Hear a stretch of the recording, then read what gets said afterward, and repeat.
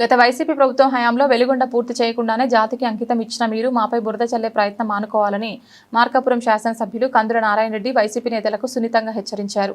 వెలుగొండ మీద ప్రస్తావన చేయకూడదు మీరు. ఎందుకంటే జాతికి అంకితం చేసిన రోజు మీరు దగ్గరుండి చేసిండ్రు, మీరందరూ దగ్గరుండి చేసిపోయిన వాళ్ళు. మరి నీళ్ళే జాతికి అంకితం చేసినావని చెప్పి అడగాలి కదా. మరి 4,000 కోట్లు కావాలయ్యా ఆ రోజు ప్రాజెక్టుకి. మరి ఆ రోజు మీ నాలుకలు ఏమని?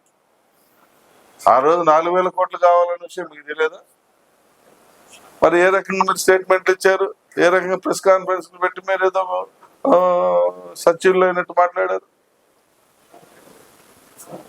ఎవరు మాట్లాడినా మనం ఏం మాట్లాడుతున్నాం, దేన్ని ప్రజల్లోకి మనము తీసుకుపోవాలి అనేది ఆలోచన చేసుకొని ఇది చేయాలి. మొన్న పోయి శంకుస్థాపన ప్రారంభోత్సవం చేయొచ్చి ఈ రోజు మళ్ళీ 4,000 కోట్లు కావాలా? రాండి చర్చలకు రాండి అని అంటే ఎవరు చేతగానే రాండి చర్చలో కూర్చుందాం. అయితే ఏమన్నా చెప్పండి, వస్తాం. మీరు ఏమన్నా మీటింగ్ పెట్టి మీరు ఏమన్నా అన్నారు కదా, రాండి దమ్ముందే చూసుకుందాం రాండి అనగా పెట్టండి. మరి మీ దమ్ మీద మా దమ్ మీద చూసుకుందాం. మీరేం చేసిండ్రో ఏరియాలకు మేమేం చేసినామో చెప్పుకుందాం.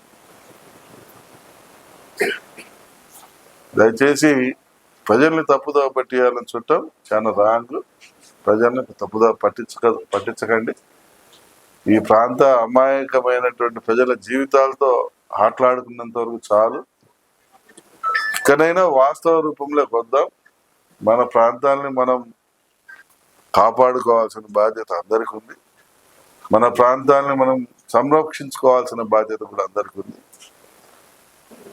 ఎందుకంటే వెనుకబాటుతనంతో అల్లాడిపోతున్నటువంటి ప్రాంతాన్ని ఏ రకంగా అభివృద్ధి పదంలో తీసుకుపోదామా అని ఒక పక్క చంద్రబాబు గారు ఆలోచన చేస్తా ఉంటే, మీరు దాన్ని తూట్లు పొడచాలన్న పదంలో ఉన్నట్టుంది. మీకు ఈ ప్రాంతం అభివృద్ధి చెందటం అనేది మీకు అసలు ఇష్టం లేనట్టుంది.